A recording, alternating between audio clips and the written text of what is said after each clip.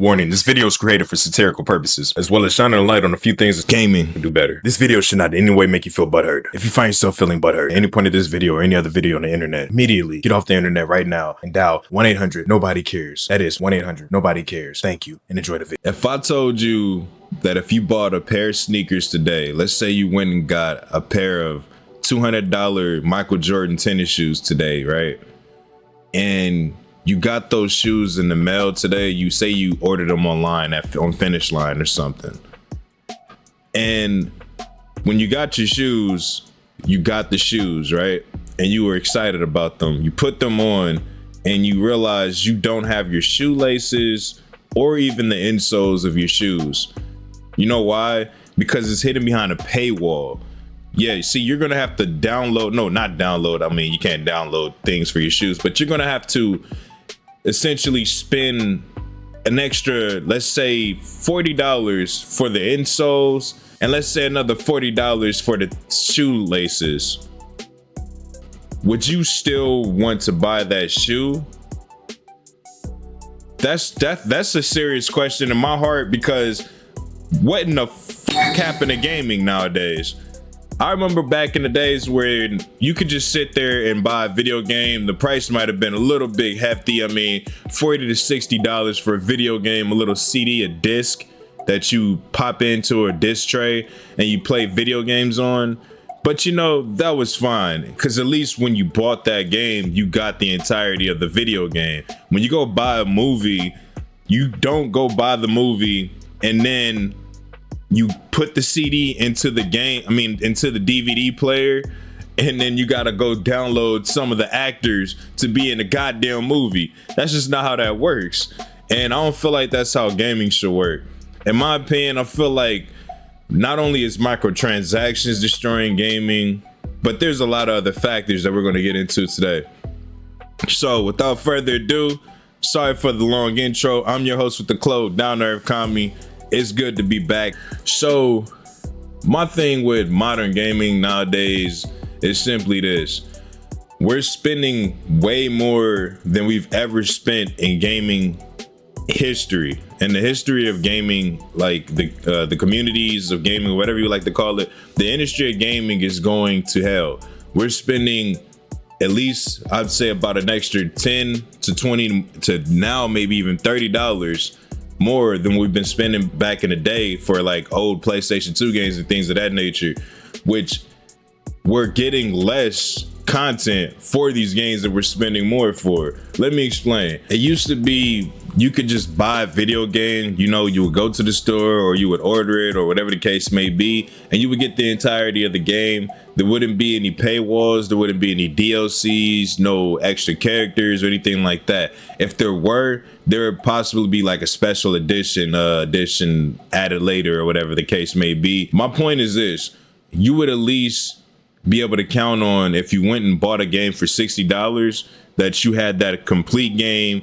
The developers or the company, they didn't hold any content back from you. There weren't any hidden characters. All the characters that were hidden from you in the start of the game, you can unlock in a very nostalgic, good old fashioned way.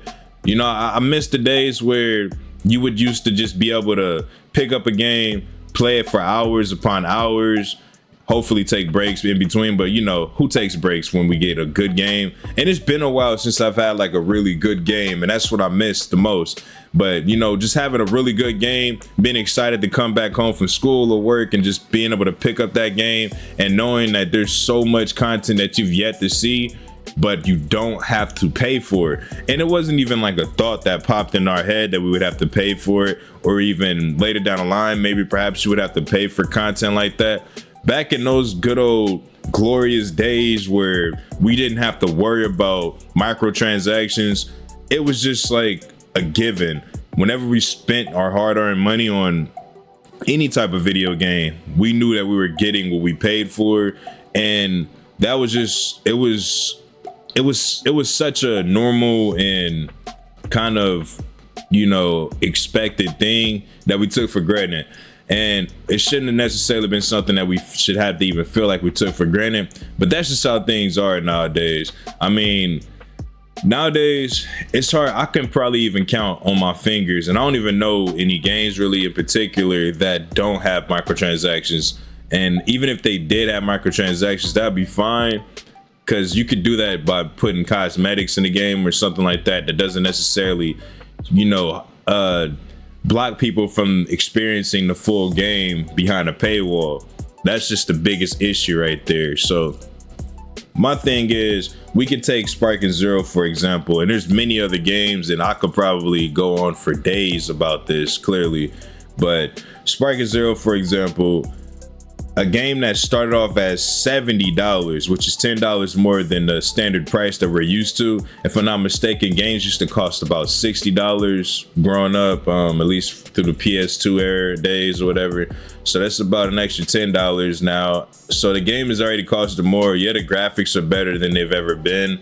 But if we compare the content to Tenkaichi 3, I mean, just a quick little Google search will let you know that Dragon Ball Z Budokai Tenkaichi 3 had a total of 35 stages, which it was 22 stages and added 12 time variations for them. So there was like day, night, things like that. So that's how many stages we had in a old PS2 game that was made about 15 years ago. Dragon Ball Sparking Zero, on the other hand, only has 12 different stages. 12. And one of the stages is just a destroyed Namek. So if we're being technical, it has 11 stages. And that's just pathetic. I mean, honestly, 15 years later, with all the added content that we have in Dragon Ball as a whole, I mean, we could just talk about the movies, like even just the movies is like at least 4 or 5 stages, maybe even 6 that you can come up with clearly off of just movies. Then we can talk about the Dragon Ball Super, the different arcs in Super, how many different stages and different realms, and there's Daima. I mean, there's just a whole bunch of different things that we could get. We did get Daima DLC, but we didn't get any Daima stages. We didn't get any stages at all. So I hope I'm making my point pretty clear here. That being an example of how modern gaming is just taking advantage of the gamers. And we as gamers, we have to expect more out of these companies, or we're just gonna keep getting dog shit in return. I mean, think about it. $70 for a video game to barely even have much content on it at all. They boast about, oh, we had more characters than any Dragon Ball Z game, 200 and whatever, how many characters that case is. And then we get the characters, and like I was saying before the game dropped, and a lot of people try to give me hate for it, but it turned out to be true. Most of the characters that they boast about were either characters that we didn't care about, or didn't even, we could have other characters instead of them in the game that we would really rather have, or it was just a whole bunch of variations of characters that we already had in the game, like 8 different Gokus, 7 different Vegetas, whatever the case is. I don't even remember necessarily how many, but I could put the variations in there for you. But my point is, we need to demand more from these gaming companies, because if not, they're just going to keep stepping all over us. And it's to the point now where it's just getting really ridiculous, and it's starting to irritate me, and I'm pretty sure a lot of other gamers. It's to the point now where it's almost like you're going to have to decide, should I go buy the latest Halo game? Halo, nobody plays Halo, I'm sorry, y'all. Let me scratch that. Should I go buy GTA 6, or should I go get me some clothes, or should I go get some groceries? You know what I mean? Or should I go put gas in my car for the week, because gas is expensive. Groceries, gas, everything is expensive. So why should gaming be so much more expensive when we know the industry is filling their pockets with all of these microtransactions? There's nothing that you can tell me that can convince me that these companies are starving so much with these added microtransactions in literally every single game that there is out there known to man.